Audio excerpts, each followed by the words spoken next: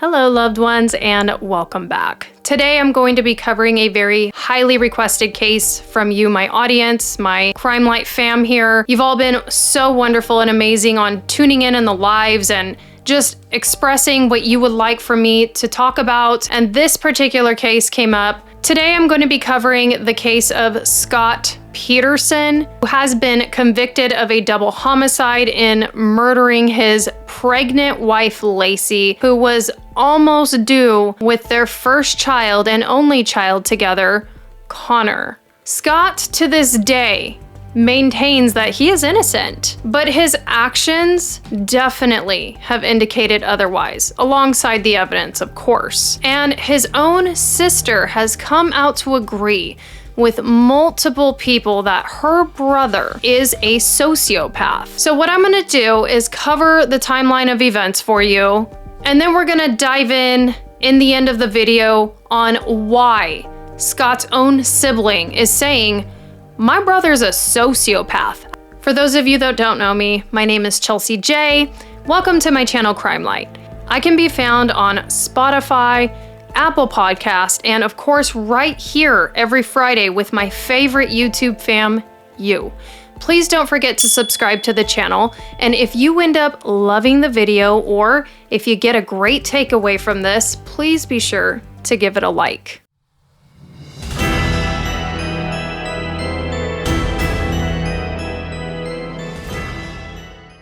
Lacy Denise Peterson and her first and only child with Scott, Connor, are said to have died at the hands of Lacy's husband and the father of Connor, Scott Peterson. Two things I'd like you to know about this case and my content. For one, the motive was that Scott was having an affair on Lacy before she was found murdered with her son. And the other thing that we're going to cover, and that is very important to this video, is the fact that this was another case of familicide. Now, familicide is defined as a murder of family members or within the family range of the people closest to the murderer. This includes children, spouses, siblings, and parents. In this particular case, I am not going to reference the Chris Watts case as frequently as I wish I could. And the reason is because it's distasteful, okay? We are not talking about the Chris Watts case here. However, there are a lot of things in common with the Chris Watts quadruple homicide regarding familicide. In fact, Nicole Kessinger was totally okay with being known to be his mistress. And the reason why is because it is said that Nicole Kessinger was actually Googling Amber Frey and asking Google, did people hate Amber Frey? Referencing to the woman who was considered Scott Peterson's mistress for a hot minute there. So in a weird way, the cases did cross paths, even though they are different stories. So my request to you is to really pay attention to the red flags within familicide, because yes, they do have a lot in common. So let's jump in. Lacy was born on May 4th of 1975. Lacy was your typical beautiful brunette who was known to be a mama's girl. Growing up in Modesto, she worked on the farm and loved to garden with Mama Sharon. Though her dad and Mama Sharon divorced, Lacy and her brother Brent, as well as her sister Amy, were good kids. Lacy, in fact, had become a cheerleader in high school, and she did so well for herself that she would end up attending Cal Poly, which is a university actually out here in San Luis Obispo, California. Cal Poly, literally a 30-minute drive. I cannot tell you how frequently a month I drive past this university. People come from all over the place to get into this school, and it's not easy to get in. You have to be really driven and very smart to get into Cal Poly. And this story is actually based in my state, California, and it's within the county line that I live in.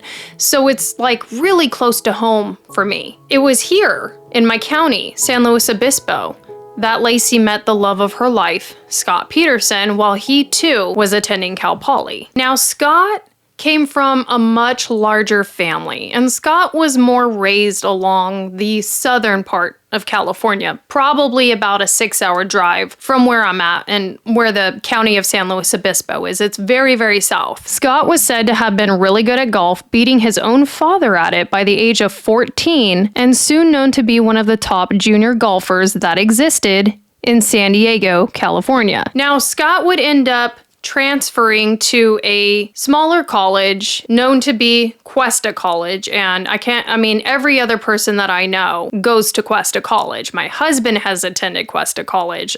All my friends have been there. And that's usually the starting school for those that grow up here in California locally, that you start at before you go and get into Cal Poly. Scott would end up graduating with a business degree in agriculture. So Scott's professor at Cal Poly University ended up saying, you know what? Scott was the perfect model student. He even said, if I could have had just all kinds of Scott Petersons in my class, that's what I would have done if it was my choice. I would have wanted every student to be just like Scott Peterson. It is obvious that Scott could do anything that he wanted to do if he really put his mind to doing it. And it was really usual for Scott to become admired by those that were able to be around Scott. And I want you to remember that, because I'm gonna be bringing this up here very shortly. There's a switch up. As driven and great as Scott Peterson was, Scott started showing signs very early on of impulsivity. You see, before he relocated to the Central Coast here in California, he was actually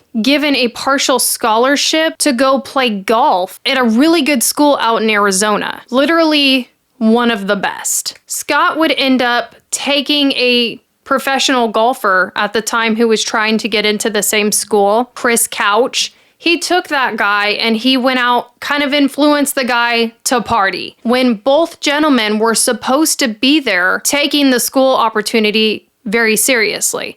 And so for that, Scott was actually kicked off the opportunity. And that is when he ended up coming up here to the West Coast and starting Cuesta College before he moved into Cal Poly University. So just remember that, because right there was when Scott started really screwing up good things in his life, if you were to ask me. Now, at the time, Scott was also holding a job in San Luis Obispo, and Lacy would frequently go in there and she would visit.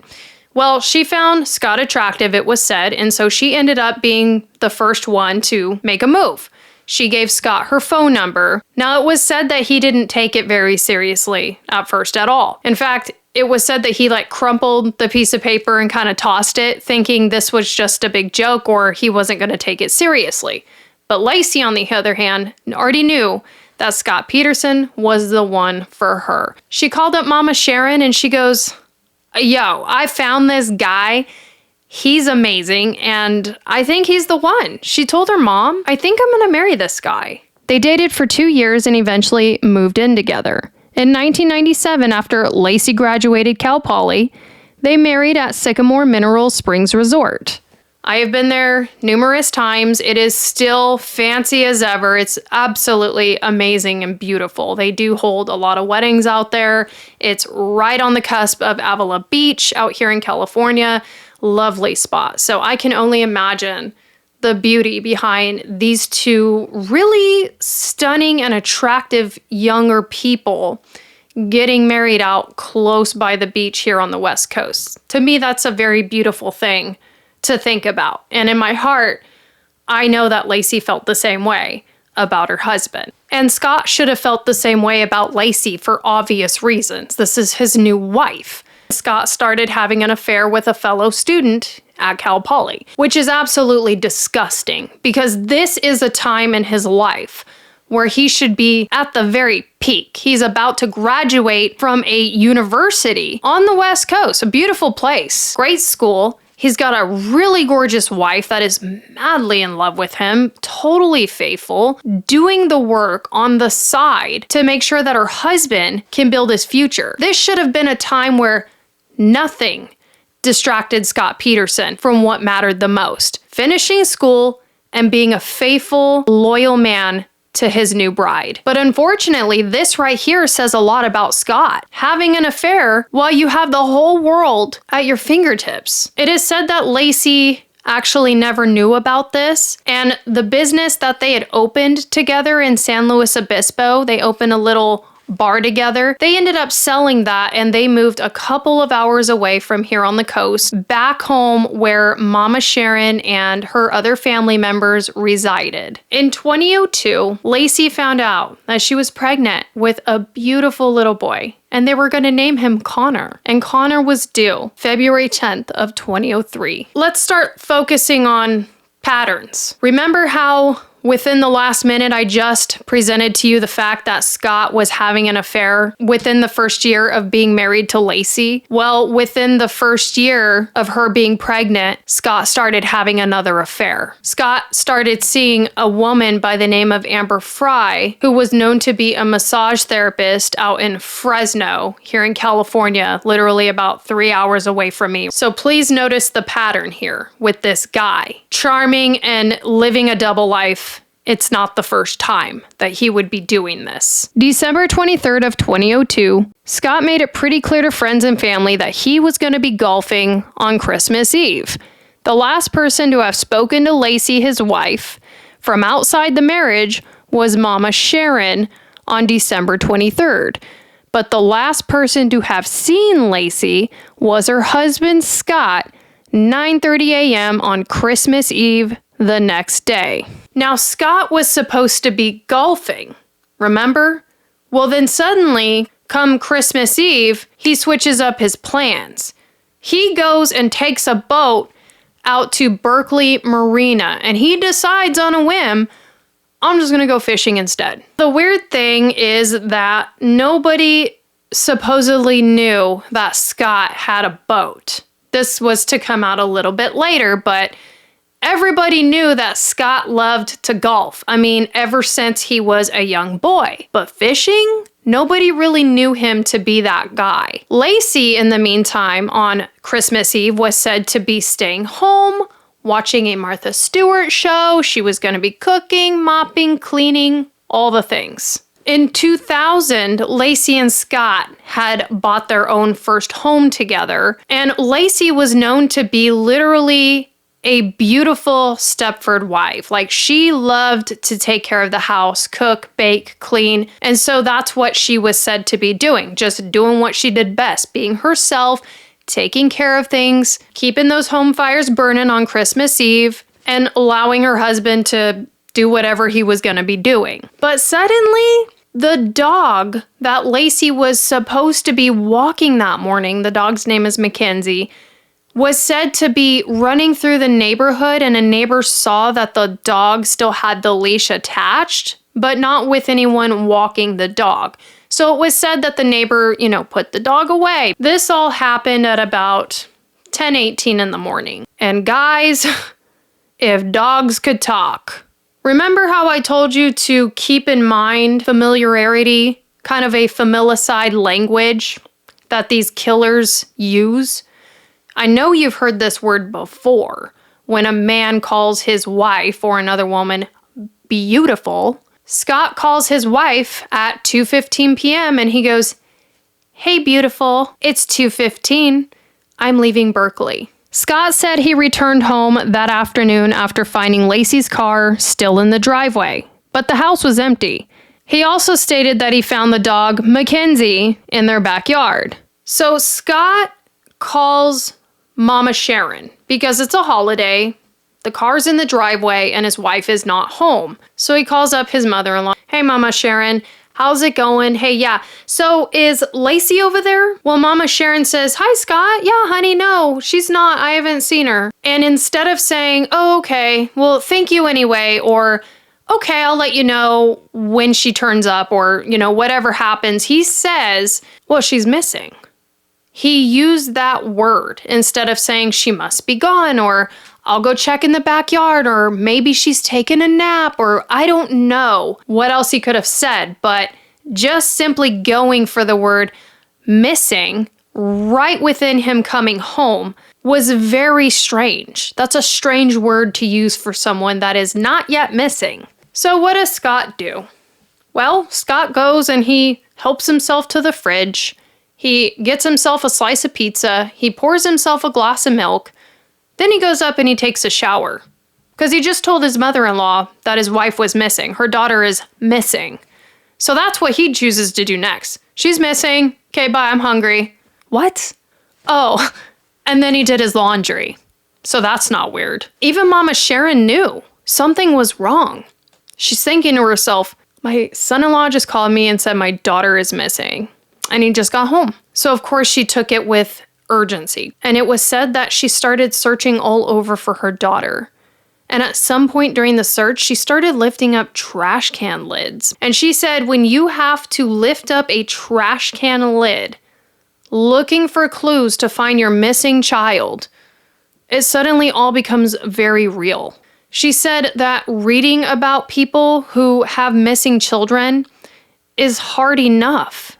But when it becomes you, when it really becomes you, it's a very horrific and super real, dark and different kind of reality to know that your child is the one missing this time. This is not a story anymore. This is reality. Your child's missing. Sadly, but not surprisingly, Mama Sharon and her husband were the ones to call in about Lacy's disappearance around 6 p.m. on Christmas Eve. At the time of her disappearance, Lacy was about 7 months pregnant with Connor. When detectives ended up arriving to the home of the Petersons, everything looked really good and normal. There was no signs of a struggle, no break-in, no robbery. Lacy's keys, her wallet, her purse, right there at home. There was nothing out of place to indicate that anything had happened. It was like they were in someone's home with a person completely just vanished. So it was odd because she's gone, but there was no signs that anyone other than her own husband and her had been in the home. Now, Scott started to make the authorities feel really uncomfortable. Some of them didn't really suspect him right away, but some of them did.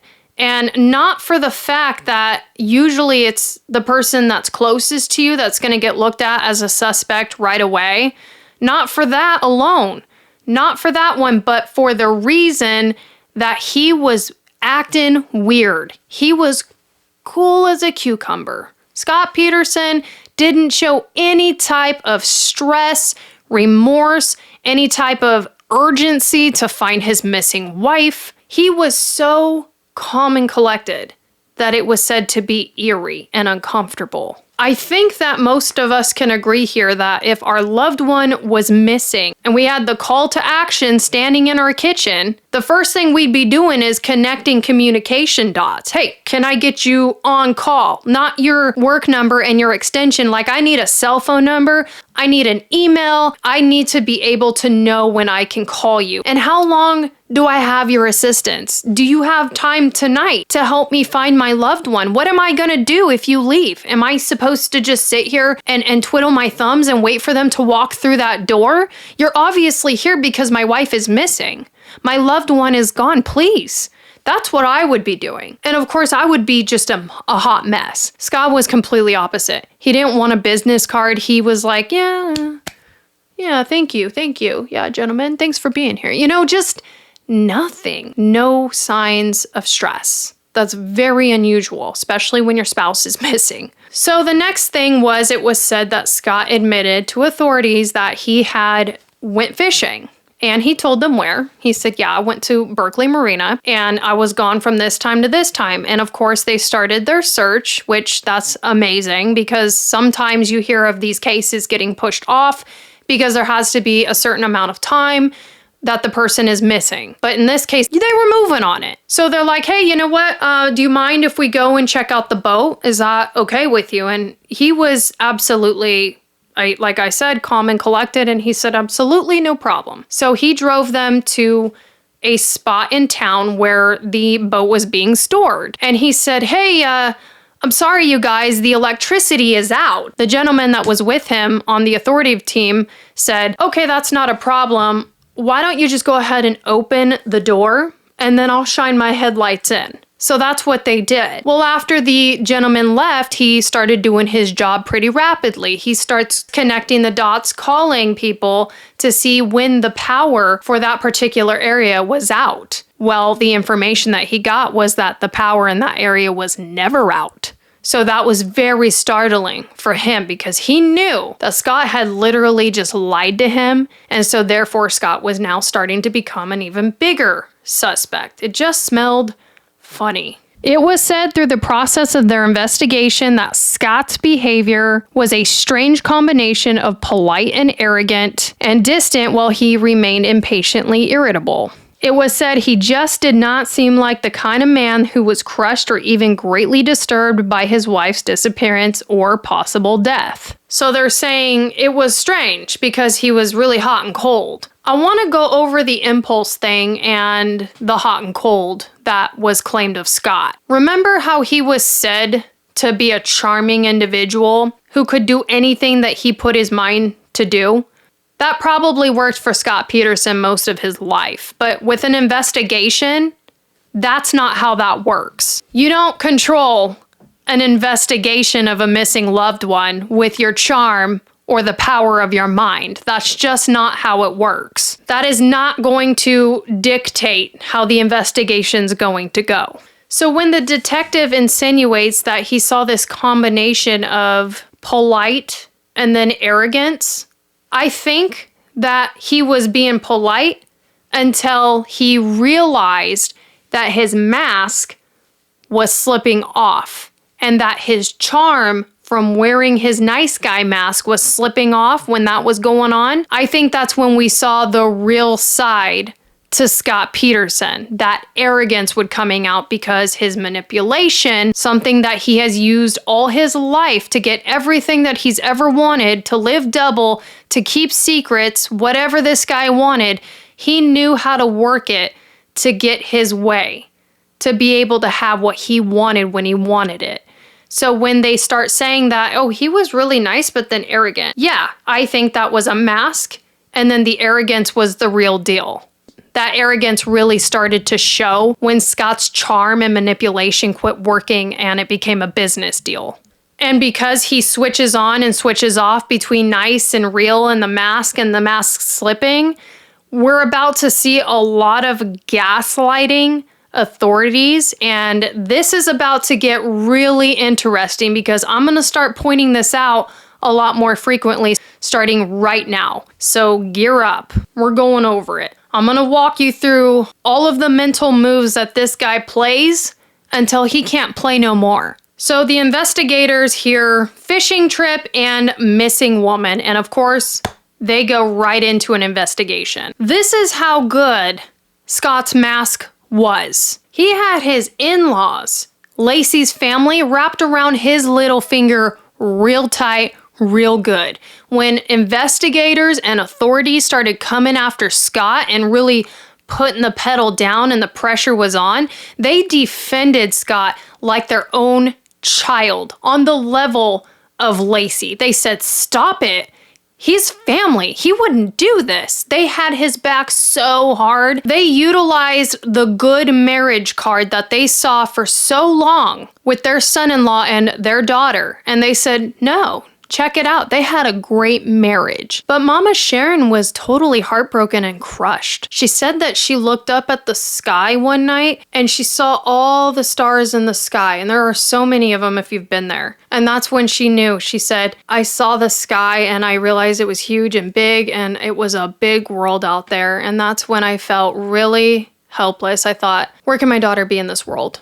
So meanwhile, Mama Sharon has his back and he's not helping. He's sitting back letting this happen. He's putting her through this while she has his back. I think this guy really wanted to believe and really did believe that he was the victim for a hot minute. Even though he knew what happened to Lacy and he knew that he was giving everybody the circus runaround and hurting people through the process of her missing, I really think that he let all of that attention to him feed his ego really bad. I think he thought he was entitled to be supported by family. I think he really believed his lies about himself, that he really was a good guy. And look, even my wife's mother says I'm a good guy. Sitting there letting his wife go missing before she was missing, pouring himself a glass of milk and eating pizza, doing his laundry. Disgusting. Now, the first few days of searching for somebody that is missing is like incredibly crucial. So investigators did a great job with moving in on this as fast as they could.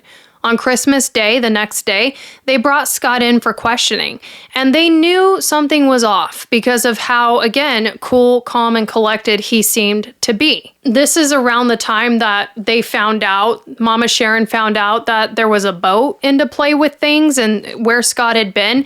And Mama Sharon said, I would ask him questions. And Scott would give me this kind of roundabout answer where I felt more unsettled than before I asked. It was eerie. For example, when she asked about the boat, she said, "When did you buy a boat, Scott? What?" And Scott actually told her that, I was going to surprise your husband, Ron, with this information, with the boat. And she just immediately felt like that had nothing to do with the importance of asking the question and getting the answers that she needed.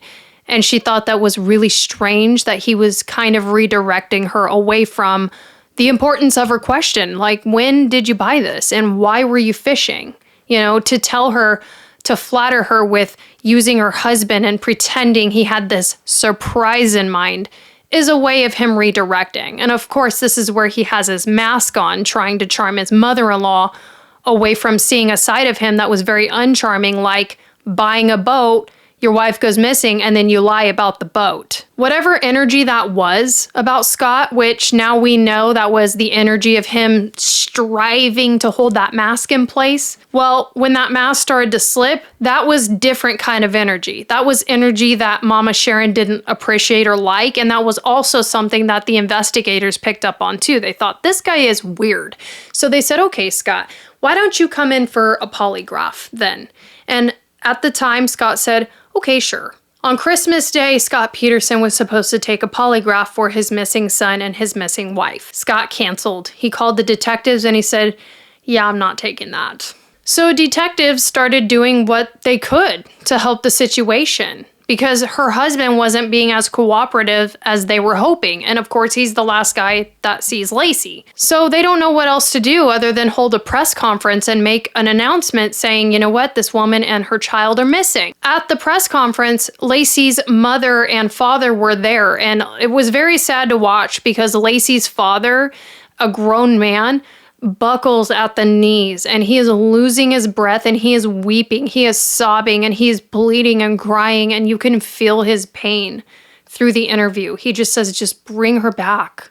He is in so much pain. You need to watch it. I'm going to leave the link down below. It moves you in a hard way. And Scott was at the press conference too, but Scott got up and walked out. Guys, he didn't want to be a part of the questioning. He didn't want to cooperate at this point. And so, again, he is striving and struggling and kicking to keep his little mask on, his double life. And so detectives think to themselves and they say and decide, you know what, now we got to do it the hard way. So they obtain a search warrant. So they arrive to the Petersons' home and they give Scott a search warrant and he looked at it and he said, come on, you don't really expect me to sign this without a lawyer, do you? He gets cocky.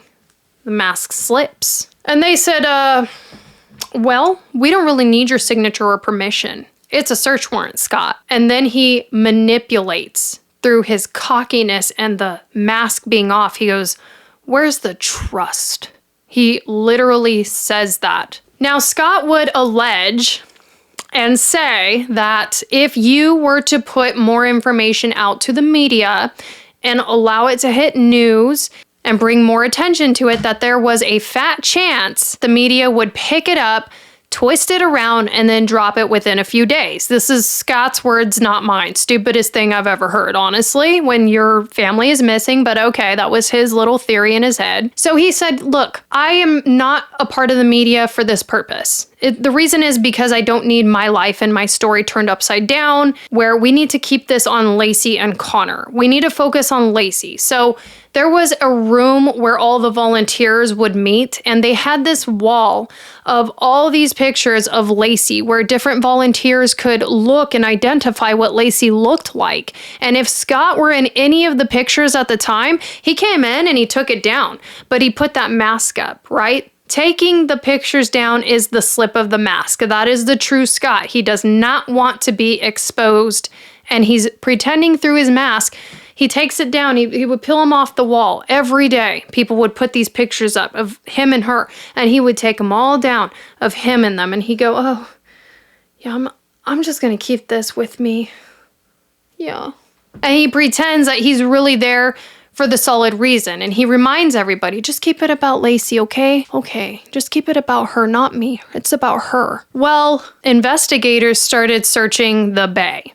And this is obvious that they're trying to fill out Scott Peterson. And instead of him being there to help or clear his name, take the polygraph, leave his pictures up, start doing interviews, he starts renting cars.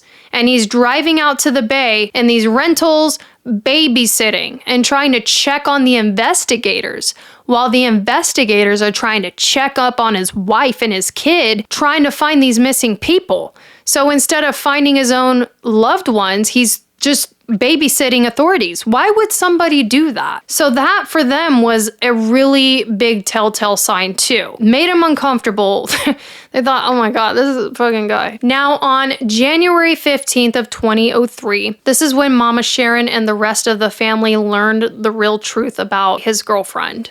And this is the part where Scott lost all credibility with the faith that Mama Sharon and the rest had in him. Not only had he been shady and not answering her questions and not participating to the fullest 100% efforts to clear his name and help find his family, he was having an affair.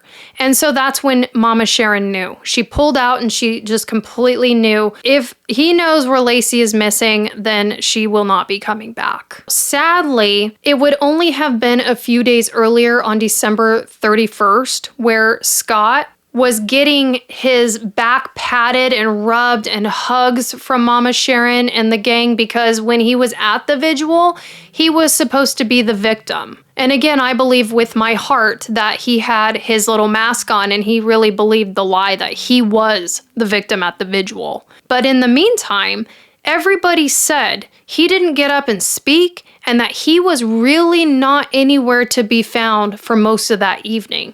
And the reason why is because Scott moved away from the crowd, just loud enough to have a crowd in the background and a little noise, but enough away where he could live his little double life.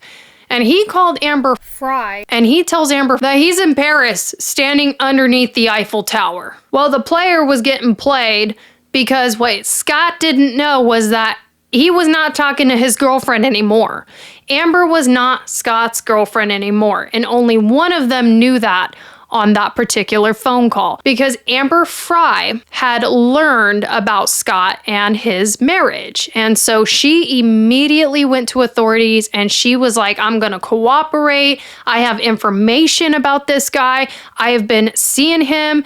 And that was also when authorities knew, well, now we got a motive. Okay, so the puzzle pieces are coming together and it's starting to work itself out around a guy that is not cooperating in knowing where his wife was. And at this point, there was just not enough evidence to arrest him. But everybody on the authorities' side started to learn, like, who Scott Peterson was and that mask had the ability to slip on and off. So he was getting recorded on that phone call with Amber Fry. And unlike Nicole Kessinger, who also mimicked this same maneuver in the Watts case, see, Nicole Kessinger had studied Amber. That's the difference. Nicole went to authorities and pretended to cooperate, but she was lying.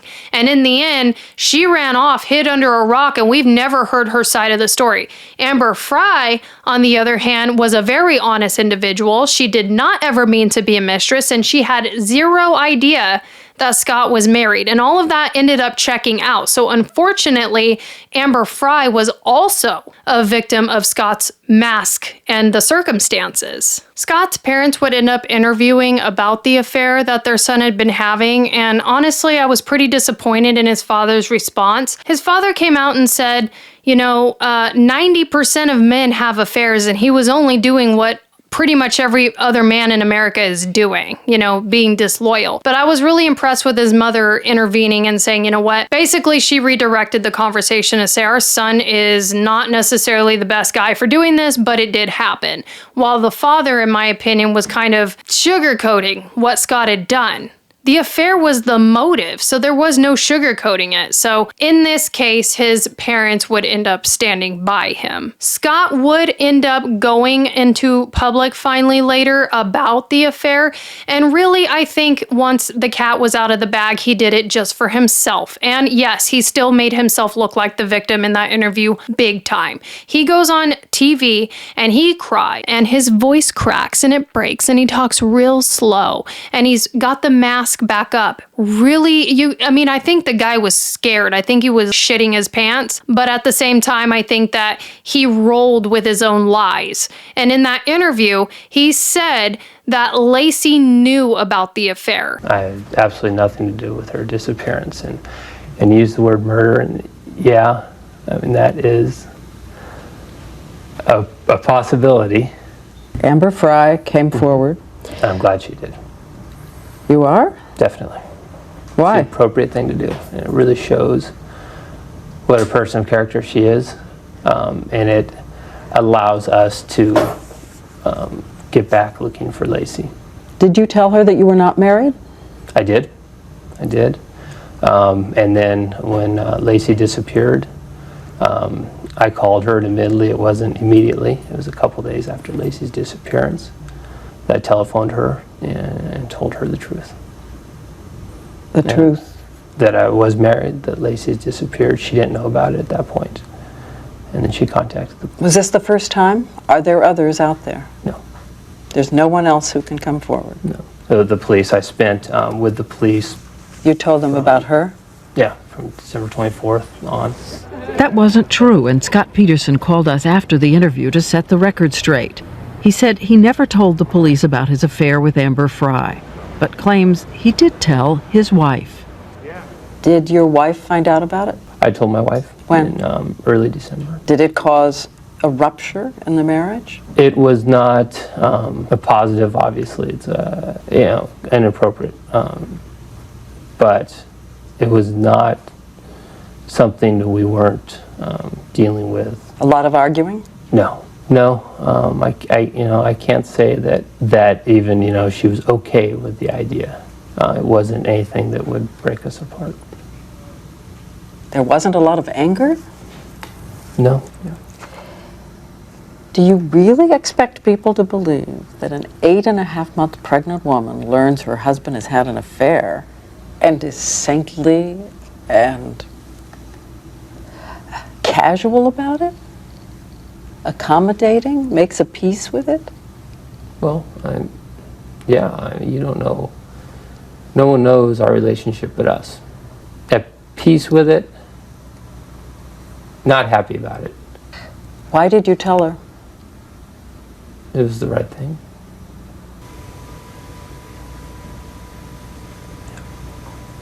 The woman said, how is that even possible for your wife to not be upset in knowing that she's carrying your child and you're having an affair? And his response was, well, nobody knows our marriage like we do.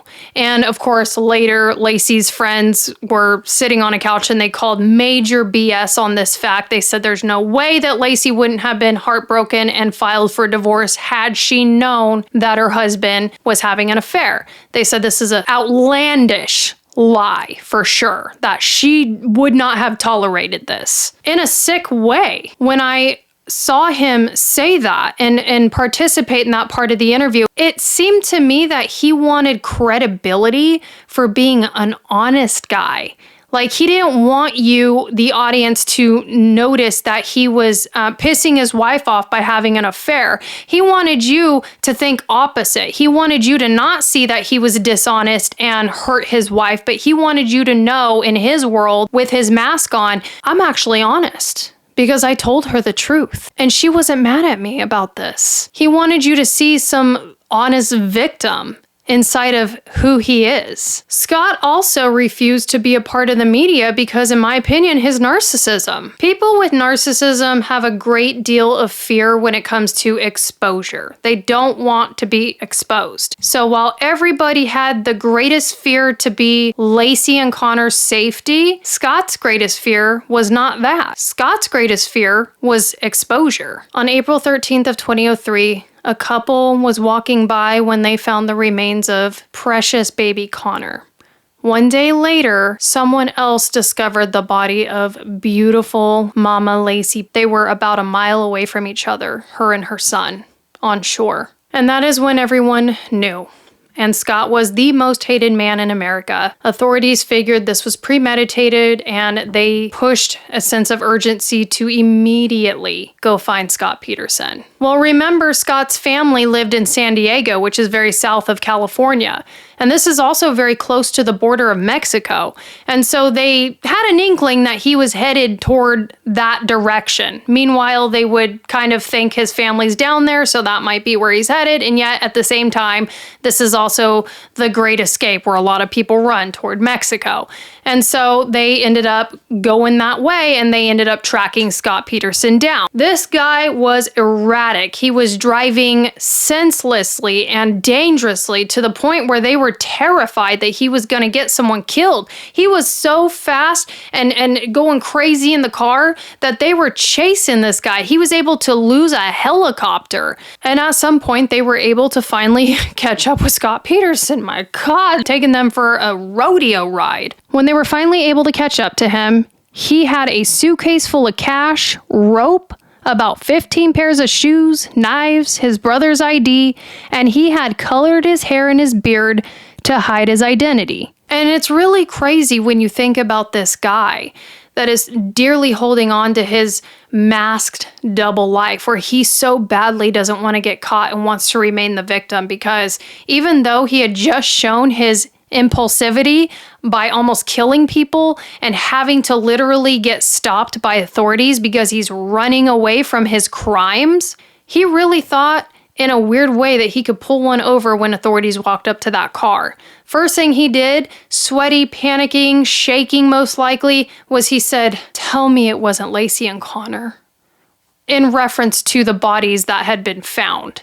He was still trying to hold on to his mask and claim the identity of hurting father that was only running away from the media and toward a better future to cope with the fact that there's a chance his son and wife just been found dead. He really thought that he would play the victim. And so they arrested him and they put him in the car. On the drive home, they decided that they were going to go ahead and grab a bite to eat. So they said, "Hey, Scott, we're going to stop through In-N-Out. Is there something that you want to eat?" And oddly enough, just like with the milk and the pizza, I'm telling you patterns, this guy orders himself a full course meal. He orders himself a huge cheeseburger, fries, and he goes past the soda, past water, and he goes straight for a milkshake. Honestly, I've lost my appetite for far less reasoning than somebody in my life going missing. But the fact that he had an appetite at all, under the circumstances, just absolutely struck authorities once again to feel so weird about him. Like, such a weird thing to do. When you're in the back of a police car, being escorted to jail, your wife and your son have just been found, whether you did it or not, that is not a time to be eating a cheeseburger and ordering yourself an ice cream drink. Now, when it came to the trial, this case went so big that there was a lottery for people that could get in and participate in seeing the trial. Scott ended up getting a very high-profile celebrity lawyer to represent him. And so this was really scary for people. Mama Sharon had always been afraid that if her daughter and her grandson had not been discovered, that they really had nothing to convict her son-in-law, Scott, because he was so charming and he was able to get away over and over again with so many things that were critical that she was terrified. And so I can only imagine when he's finally incarcerated and then he's facing his trial, learning that he's got a very, very badass lawyer representing his case. And the worst part was Scott pled not guilty. Now, in the court, the jury had to be prepped for Scott's charm. The DA, the jury members, even through it all, said that he never once looked like the kind of guy, nor acted like the kind of guy that would kill his family. He had these people guessing so hard. They probably lost sleep while he slept like a freaking baby and ordered as much food as he could while being incarcerated. I'm telling you, this guy was such a player and so shady and so good at having his mask that he had people so confused about if he did this or not. The trial had started on June 1st of 2004. Now, it was very clear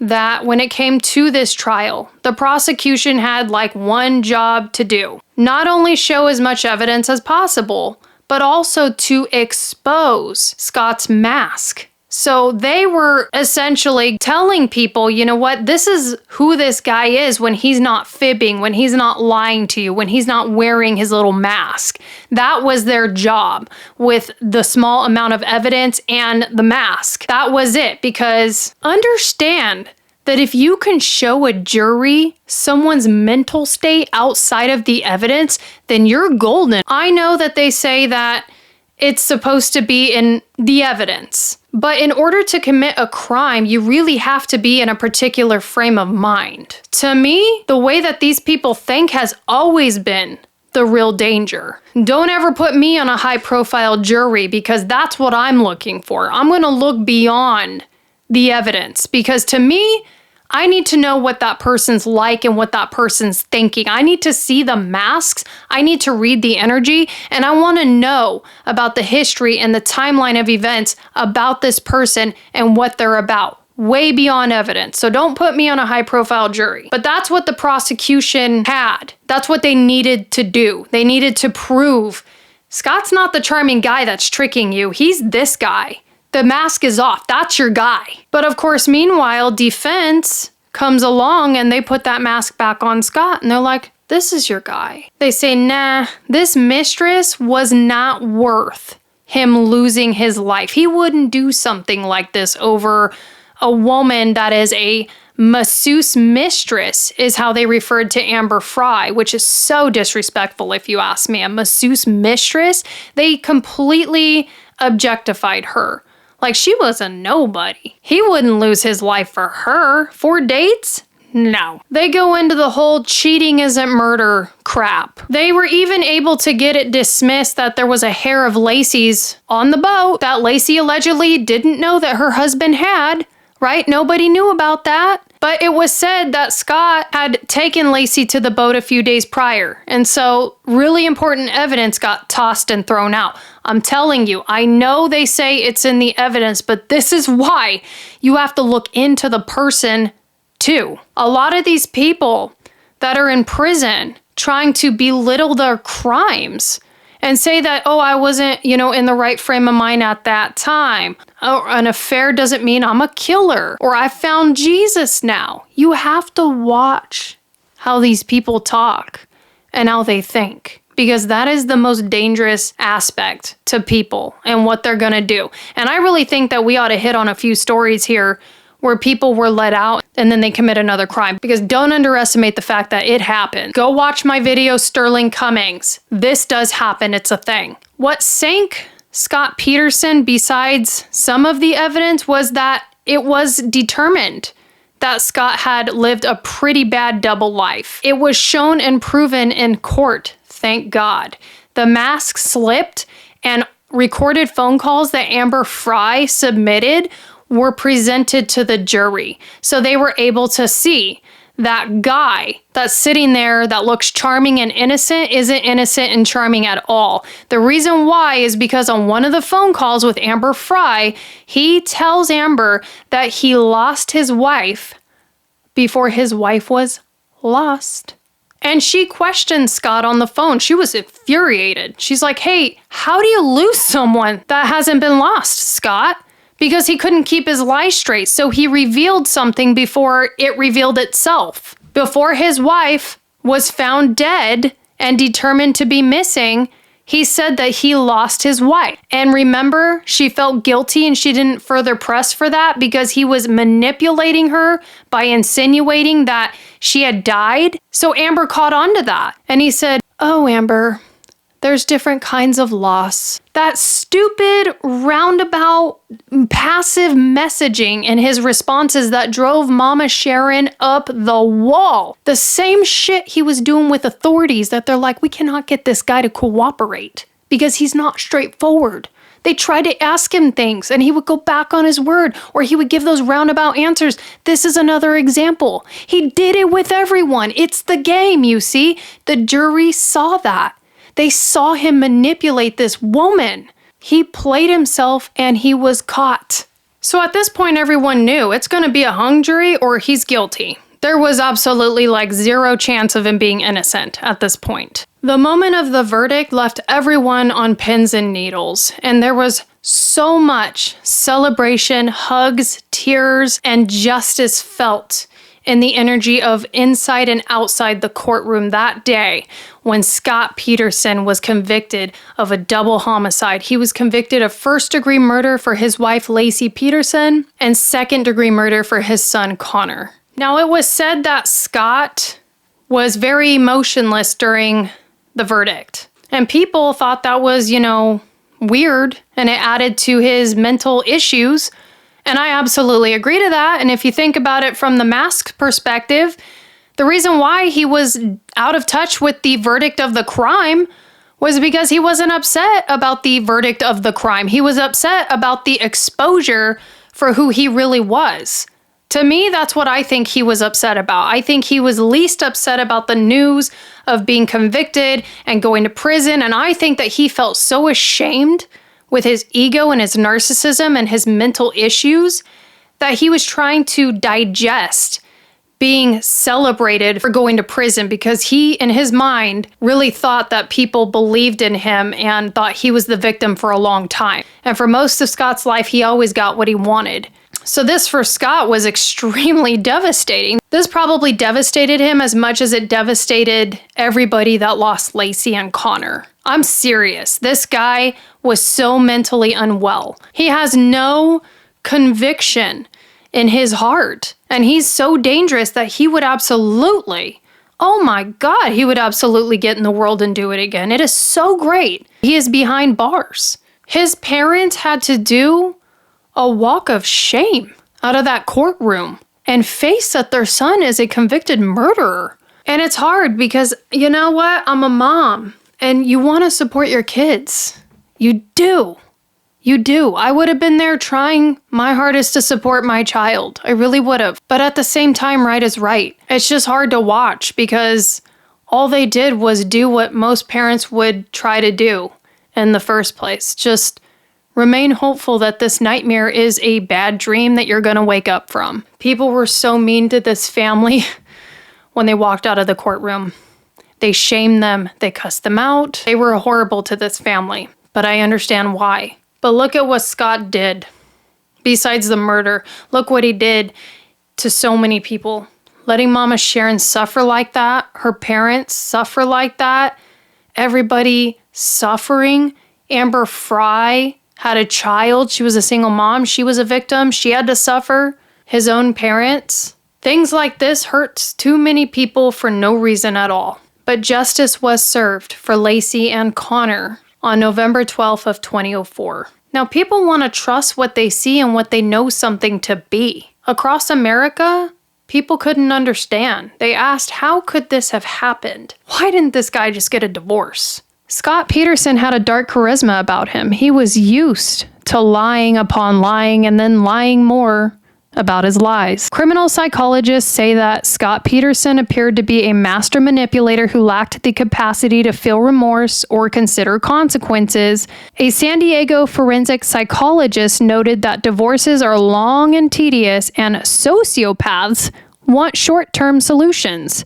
It's also been quoted by a former FBI profiler, Robert Ressler, that sociopaths tend to con people very well and they wear false faces.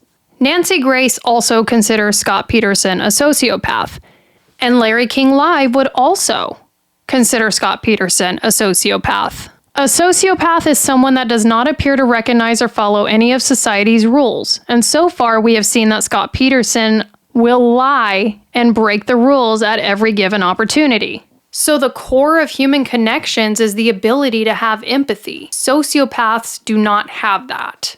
And it's actually been said that a lot of sociopaths develop this in childhood. I have read that it is not possible to be born a sociopath, that this is something that in time develops. And we covered Scott Peterson's childhood a little bit.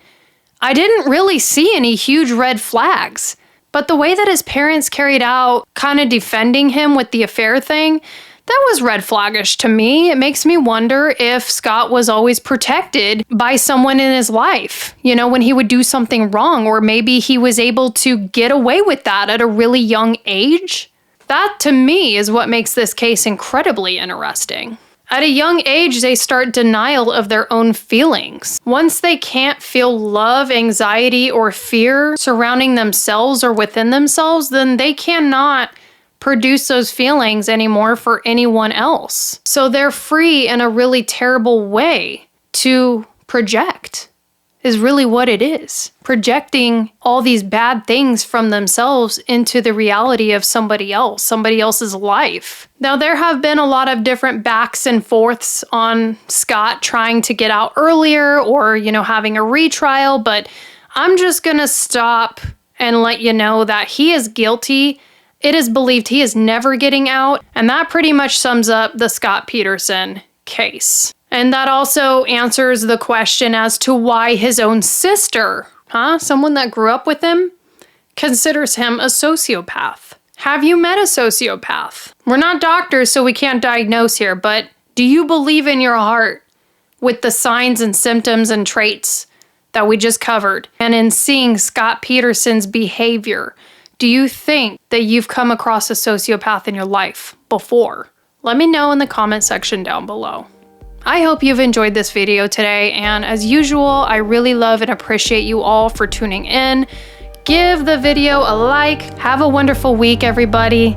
Stay safe out there, and I will see you next week for another video.